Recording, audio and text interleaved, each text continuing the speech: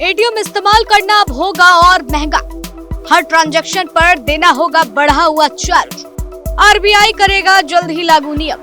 आज की आधुनिक दुनिया में डिजिटलाइजेशन जितना सुविधापूर्ण है, उतना ही हमारे लिए चार्जेबल भी होता जा रहा है, क्योंकि अब ऑनलाइन हो या ऑफलाइन, यूपीआई हो या एटीएम कार्ड, हर जगह हम उसका इस्तेमाल करने के लिए पैसा भरते हैं। लेकिन क्या आप जानते हैं कि एटीएम का इस्तेमाल पर अब चार्ज में बढ़ोतरी कर दी गई है?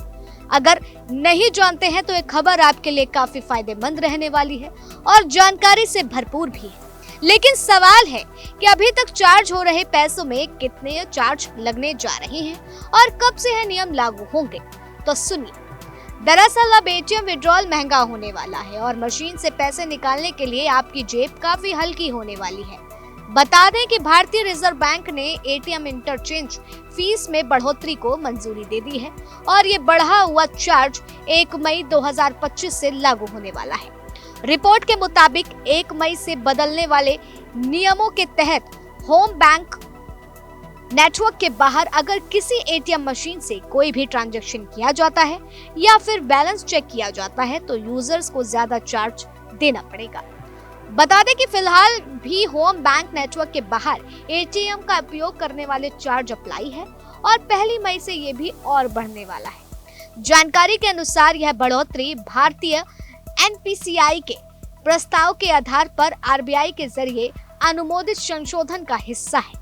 रिपोर्ट की माने, अगर ग्राहक अपने होम बैंक के एटीएम के बजाय किसी दूसरे नेटवर्क बैंक एटीएम से पैसे निकालते थे तो उन्हें हर ट्रांजैक्शन पर 17 रुपए चार्ज देना होता था, जो अब 1 मई से बढ़कर 1900 रुपए हो जाएगा।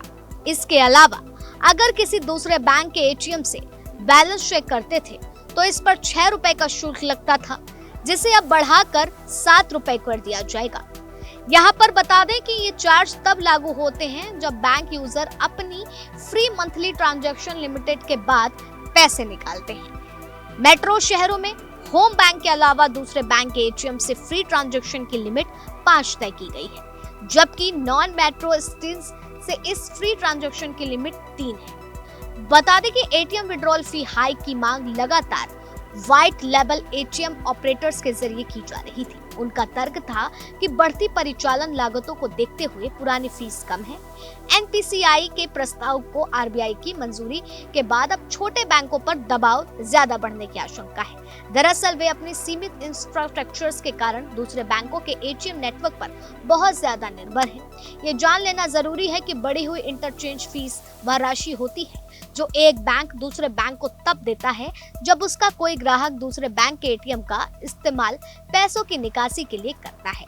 तो अगर आप भी एटीएम का इस्तेमाल रोजमर्रा की जिंदगी में नगदी निकालने के लिए कर रहे हैं तो जेब ढीली करने के लिए अब कतरा नहीं सकते हैं, क्योंकि 1 मई से यह चार्ज 17 से 19 रुपए लगने वाला है।